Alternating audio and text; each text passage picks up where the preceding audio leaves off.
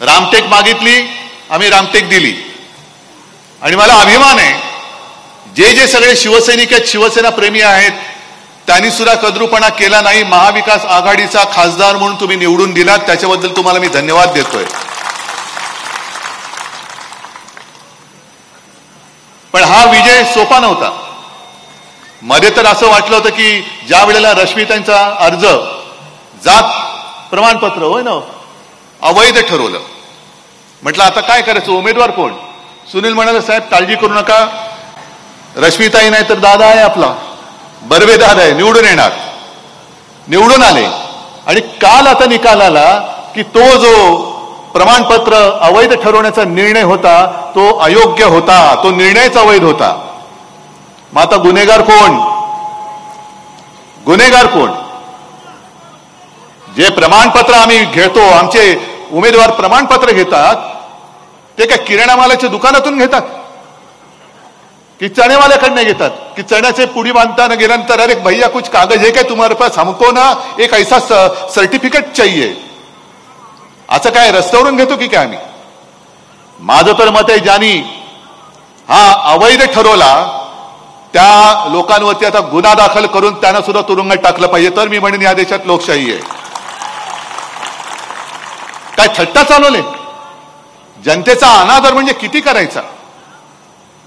आणि एवढ्या पुरतं थांबलं नाही. ही लोकसभेची निवडणूक होती. काल तुम्हाला सगळ्यांना माहिती आहे, शिवरायाच्या आशीर्वादाने मुंबई युनिव्हर्सिटीच्या सिनेटच्या 10च्या 10 जागा आपल्या युवा सेनेने जिंकल्या. 10च्या 10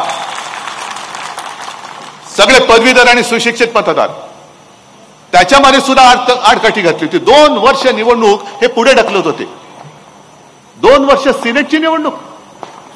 आता आपण विजयोत्सव साजरा केल्यानंतर काही जे म्हणतात जणू काही ही निवडणूक देशाचा पंतप्रधान ठरवणारी होती. होय, होतीच. कारण ज्यांनी मतदान केलं ते सुशिक्षित, समजदार, या देशाचे लोकशाही मानणारे नागरिक आहेत.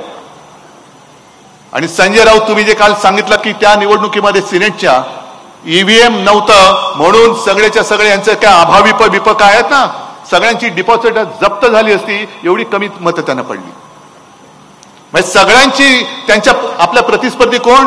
भाजपचे जे युवा कार्यकारिणी ती अभाविप, त्यांच्या सगळ्यांची मतं जरी एकत्र केली तरी आपल्या एका उमेदवाराच्या बरोबरीने ते मतं येऊ शकत नाहीत. एवढी प्रचंड प्रचंड आणि प्रचंड आशीर्वाद मुंबईकरांनी, तो संपूर्ण जो कोकण पट्टा आहे, अगदी मुंबई पालघर पासून सिंधुदुर्गापर्यंत सगळ्यांना आपल्याला भरघोस यश दिलेलं आहे.